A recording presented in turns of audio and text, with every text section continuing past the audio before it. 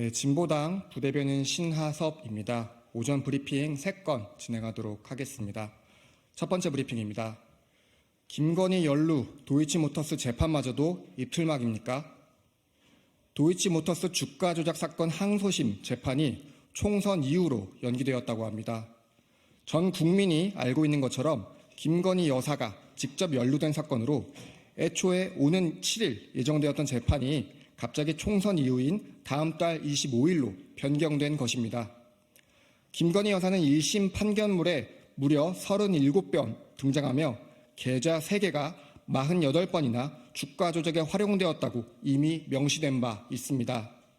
그럼에도 관련자 대부분이 유죄를 받은 상황에서 단 한 차례의 소환 조사도 받지 않았습니다. 누가 보더라도 충분히 의심을 살 만한 상황 아닙니까? 참담한 심경입니다. 특검 부결에 이은 재판 연기, 지금 대한민국에 3권 분립이 존재하기는 합니까? 행정부를 견제해야 할 입법부와 사법부가 대통령 부인이라는 단 한 사람의 존재에 갈대처럼 흔들리는 형국입니다. 최근 SNS에서는 이른바 입틀막 챌린지가 확산되고 있습니다. 거꾸로 절대로 입을 닫아서는 안 돼 사법부마저 그 챌린지에 동참한 것 같아 안타까움과 분노를 감출 길이 없습니다. 상식적으로 이 기이한 사법부의 입틀막 챌린지 동참이 과연 자발적이겠습니까? MBC 뉴스 날씨 보도에 파란색 1을 보고 한동훈 비상대책위원장은 아무리 편향방송 MBC라도 선을 넘었다고 발끈한 바 있습니다. 한동훈 위원장에게 다시 한번 묻겠습니다. 한 위원장 스스로 평가했던 김건희 여사와 관련된 전후 과정의 분명한 아쉬운 점, 국민께서 걱정할 만한 부분들이 사라지기는커녕 계속 커지고만 있습니다. 김건희 여사와 관련된 이 특수하고 이상한 상황들, 누가 보더라도 선을 넘은 것 아닙니까? 네, 두 번째 브리핑입니다. 입틀막 풍자한 SNL 괜찮으시겠습니까? 예능 프로그램 SNL 코리아에서 윤석열 대통령과 입틀막 사건을 풍자했습니다. 권혁수 배우가 합창 중에 애드립을 넣자 경호원들이 이를 끌고 가는 장면이었습니다. 윤석열 대통령으로 분장한 김민교 배우가 끌려나가는 이에게 눈길조차 주지 않은 것도 포인트였습니다. 많은 국민들에게 웃음을 준 장면이었지만 한편으로는 우려도 됩니다. 윤 대통령은 후보 시절 풍자는 권리라고 했지만 정작 지금의 대통령실에서 이를 예능이 아니라 다큐로 받아들일까 걱정입니다. 이런 걱정이 비단 기우만은 아닐 것입니다.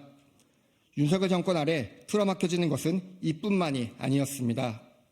강성희 국회의원, 카이스트 졸업생, 의사뿐만 아니라 숫자 1, 여사 호칭 누락 같은 얼토당토하는 핑계들로 언론까지 재갈을 물리지 않았습니까? 진보당은 자유로운 정치 풍자를 환영합니다. 비판은 국민의 권리입니다. 귀 기울여 듣는 것이야말로 대통령의 의무입니다.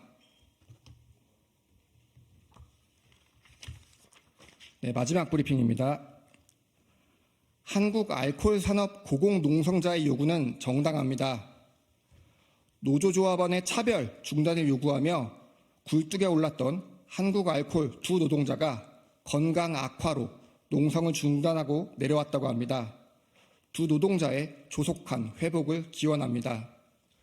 화물연대 본부에 따르면 노동자들이 저체온증과 황달 증세를 보였음에도 사측은 의료진의 진료까지 거부했다고 합니다.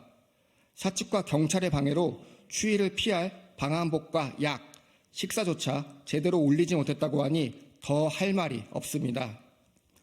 노동자들이 굴뚝에 오른 이유는 자명합니다. 똑같은 사건에 대해 조합원과 비조합원에 대한 처분이 달랐다고 합니다. 분명한 노조 탄압입니다. 이를 바로잡자는 대화 요청도 사측은 거부했습니다. 원청인 한국 알코올 산업은 사용자가 아니라는 핑계입니다. 하지만 채용과 처분을 결정하는 이들이 어떻게 사용자가 아닙니까?